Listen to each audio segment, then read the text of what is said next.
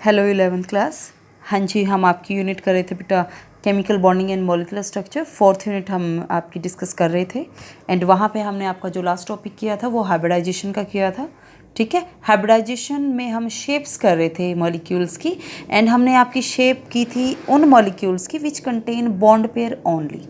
Okay, today we have to start with your next topic जिसमें आपने shape सी करनी है मॉलिक्यूल की, बट शेप उन मॉलिक्यूल की करनी है जिसमें बॉन्ड पेयर तो प्रेजेंट होगा ही, साथ में क्या प्रेजेंट हो, लॉन पेयर। बहुत इजी कंसेप्ट है, you don't have to confuse. यहाँ पे देखो, एक दो तीन एग्जांपल मैं कराती हूँ, बाकी आपने यहाँ पे ट्राई करने हैं। You have to practice.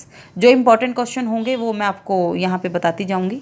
देखो, सबसे यहाँ पे पहले आपकी शेप जो दी हुई है, मॉलिक्यूल दिया हुआ है वो आपका अमोनिया दिया हुआ है। अमोनिया की आप बात करते हो, atomic number nitrogen central atom होगा, एटॉमिक नंबर 7। यही तरीका होता है करने का। इलेक्ट्रॉनिक कॉन्फ़िगरेशन आप लिखते हो, आपने यहाँ पे देख लिया, आपने लिख लिया इलेक्ट्रॉनिक कॉन्फ़िगरेशन। जो एटम है वो 3 हाइड्रोजन के एटम को कंबाइन होना है। 3 आपके पास क्या प्रेजेंट है, लॉन पेयर, सॉरी, आपके पास हाफ फिल्ड ऑर्बिटल प्रेजेंट है। लेकिन यहाँ पे आपका क्या होगा, NH3 जो मॉलिक्यूल है उसमें आपके पास जो वैलेंस आपके पास इलेक्ट्रॉन होते हैं ना अमोनिया के, वो ऑलवेज पार्टिसिपेट करते हैं बॉन्डिंग में। ठीक है, तो मीन्स यहाँ पे क्या होगा, 2s एंड 2p ऑर्बिटल, एक 2s and 3 2p orbital combine होके sp3 हाइब्रिडाइजेशन शो करेंगे।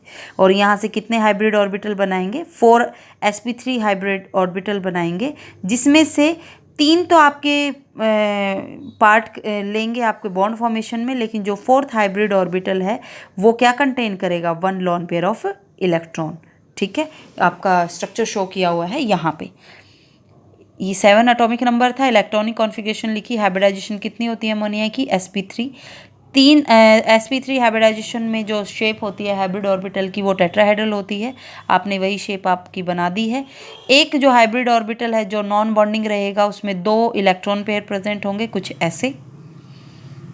ठीक है, लेकिन तीन जो हाइब्रिड ऑर्बिटल होंगे they contain the single electron. ठीक है, तो यहाँ पे आपका जो सिंगल वाले हैं वो कॉम्बिनेशन किसके साथ करेंगे, अमोनिया है, NH3 तो हाइड्रोजन के एटम 1s ऑर्बिटल के साथ ओवरलैपिंग करेंगे, वहाँ पे बॉन्ड फॉर्मेशन करेंगे।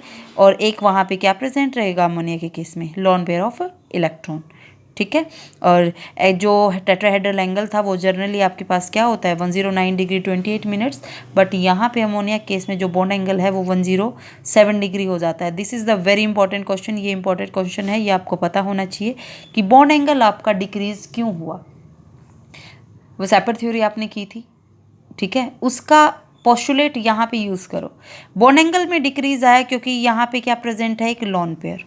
लॉन पेयर बॉन्ड पेयर में रिपल्शन होगी, जिसकी वजह से जो बॉन्ड पेयर है वो आपका डाउनवर्ड डायरेक्शन में मूव करेगा और जो बॉन्ड एंगल है वो क्या हो जाएगा, डिक्रीज हो जाएगा। ओके, रिपल्शन यहाँ पे lone pair bond pair repulsion की वजह से ऐसा होता है, माइंड में रखना अपने। ठीक है, उसके बाद आप शेप यहाँ पे कैलकुलेट करते हो लाइक वाटर की। वाटर का example, you have to keep the same pattern, वही आपने पैटर्न रखना है। आप क्या करोगे, सेंट्रल एटम आपने चूज़ कर लिया कि यहाँ पे क्या है, ऑक्सीजन है, एटॉमिक नंबर होता है 8। इलेक्ट्रॉनिक कॉन्फ़िगरेशन लिखो, 2s का 1 एंड 2p के 3 ऑर्बिटल आपस में कंबाइन करके यहाँ पे sp3 हाइब्रिड ऑर्बिटल बनाएंगे, 4 sp3 हाइब्रिड ऑर्बिटल बनाएंगे, जिसमें से ये स्ट्रक्चर शो किया हुआ है। अब आपके माइंड में क्वेश्चन आ रहा होगा कि ये क्यों बनाएंगे, 4 क्यों बनाएंगे, 2 की रिक्वायरमेंट है तो 2 क्यों नहीं बनाते।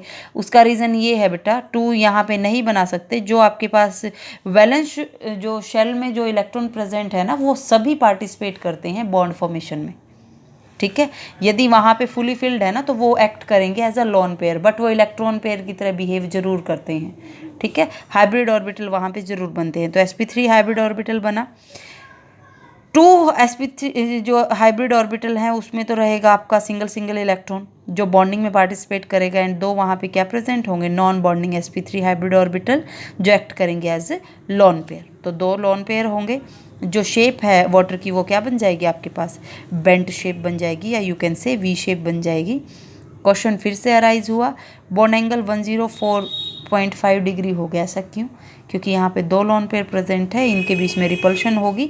रिपल्शन की वजह से जो बॉन्ड एंगल है वो क्या हो जाएगा, कॉन्ट्रैक्ट हो जाएगा। ओके। तो सिमिलर यहाँ पे बेटा आपने शेप करनी है SF4 की। तो जो यहाँ से ClF3 की ये आपने ट्राई करनी है, सेम पैटर्न है वही जो मैंने आपको बताया है। व्हाट्सएप पर आपको ये कंपलसरी नहीं है, यदि क्वेश्चन की डिमांड है कि you have to draw the shape of molecule, या आपको प्रिडिक्ट करनी है shape of molecule on the concept of based on concept of hybridization, तब तो आप हाइब्रिडाइजेशन का कंसेप्ट आप यूज़ करोगे। अदरवाइज आप वसेपर थ्योरी का कंसेप्ट यूज़ करके आप वहाँ से शेप को कैलकुलेट या प्रिडिक्ट कर सकते हो, वहाँ पे बना सकते हो यदि मेंशन ना हो तो। ठीक है, ये इंपॉर्टेंट क्वेश्चन है, ये आपको पता होना चाहिए। इलेक्ट्रोनेगेटिविटी का क्या डिफरेंस होता है, जो सेंट्रल एटम की इलेक्ट्रोनेगेटिविटी है उसका डिफरेंस क्या होता है बॉन्ड एंगल पे सिमिलर मॉलिक्यूल्स में। बहुत इंपॉर्टेंट है, देखो इस चीज़ को। हाइड्राइड्स को स्टडी किया 16 ग्रुप के। हाइड्राइड्स वो होते हैं बेटा जहाँ पे जो कॉम्बिनेशन होता है ना वो हाइड्रोजन के साथ बॉन्ड बनाता है, वो हाइड्राइड्स हो जाती हैं। तो यहाँ पे water H2O, H2S, H2SC, H2TE, मतलब सेंट्रल एटम तो ऑक्सीजन, सल्फर, SCNTE होगा, लेकिन यहाँ पे एक्चुअल में क्या है, इन्होंने मॉलिक्यूल बनाया हाइड्रोजन के साथ, तो ये आपके क्या हो जाते हैं, हाइड्राइड्स हो जाते हैं। ठीक है, अब यहाँ पे देखो बॉन्ड एंगल कॉन्टिन्यूसली क्या हो रहा है, डिक्रीज हो रहा है।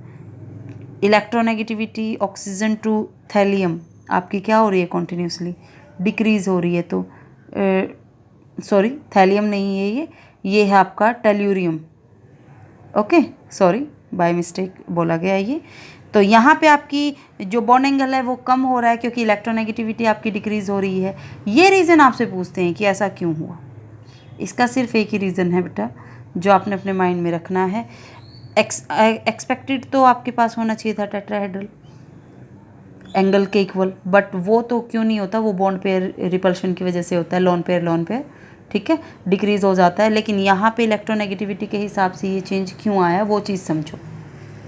जैसे ही आप मूव करते हो ऑक्सीजन पे, डाउन द ग्रुप आप मूव करें ना, ऑक्सीजन से आपने टेल्यूरियम पे आपने मूव किया, साइज ऑफ एटम आपका इंक्रीज हो जाता है। साइज ऑफ एटम इंक्रीज होने की वजह से क्या होगा, आपके पास इलेक्ट्रोनेगेटिविटी तो डिक्रीज होगी ही, लेकिन जो बॉन्ड पेयर है ना, बॉन्ड पेयर भी तो दूर हो जाएगा सेंट्रल एटम से, क्योंकि वहाँ पे साइज क्या हो गया, बड़ा हो गया एटम का। बॉन्ड पेयर आपका दूर होगा तो रिपल्शन कम हो जाएगी बॉन्ड पेयर्स के बीच में। रिपल्शन जितनी कम होंगी उतना ही बॉन्ड एंगल आपका कम डिक्रीज होगा। ठीक है, तो ये रीज़न है आपका कि जो बॉन्ड एंगल है रिपल्शन कम होने की वजह से जो बॉन्ड एंगल है वो भी क्या हो जाता है, आपका डिक्रीज हो जाता है। ठीक है, ये चीज़ यहाँ पे आपकी एक्सप्लेन की हुई है, इस चीज़ को देखो। ये तो आपको बता रखा है कि टेट्राहेड्रल से आपका अनएक्सपेक्टेड बिहेवियर क्यों शो करता है बॉन्ड एंगल।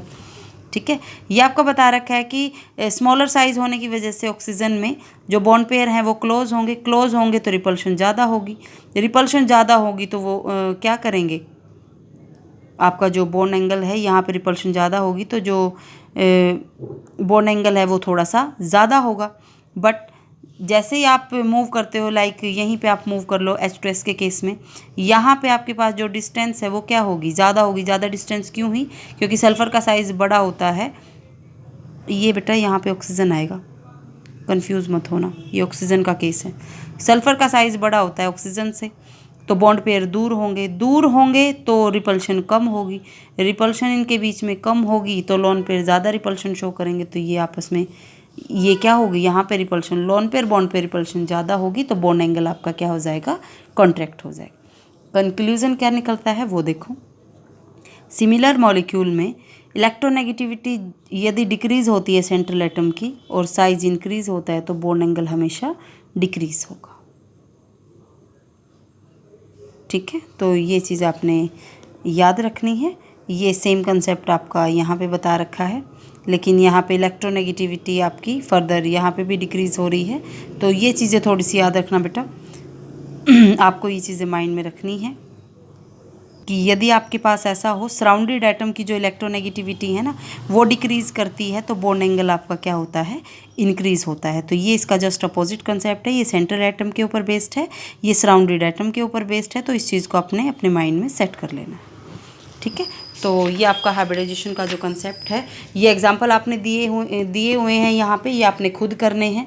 प्रिडिक्ट आप कैसे करते हो हाइब्रिडाइजेशन किसी भी जो सेंट्रल एटम है उसकी, तो हाइब्रिड ऑर्बिटल लाइक आपको एक्स कैलकुलेट करना है, सबसे पहले आपको नंबर ऑफ वैलेंस इलेक्ट्रॉन पता होने चाहिए सेंट्रल एटम के। उसके बाद कितने एटम से जुड़ा हुआ है सेंट्रल एटम वो आपको पता होना चाहिए।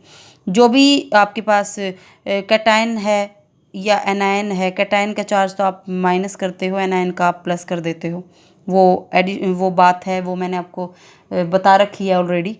ठीक है, तो एक्स आप कैसे निकाल सकते हो, 1/2 आप कर दोगे valence electron of central atom plus जो आपके पास सराउंडेड एटम हैं वो, माइनस कैटायन का चार्ज प्लस एनायन का चार्ज। वहाँ से आप हाइब्रिडाइजेशन यहाँ पे कैलकुलेट कर सकते हो। डिफरेंट टाइप की sp sp2 sp3 different type की हाइब्रिडाइजेशन होती है। यहाँ पे एग्जांपल दिए हुए हैं, इन एग्जांपल को आपने करना है।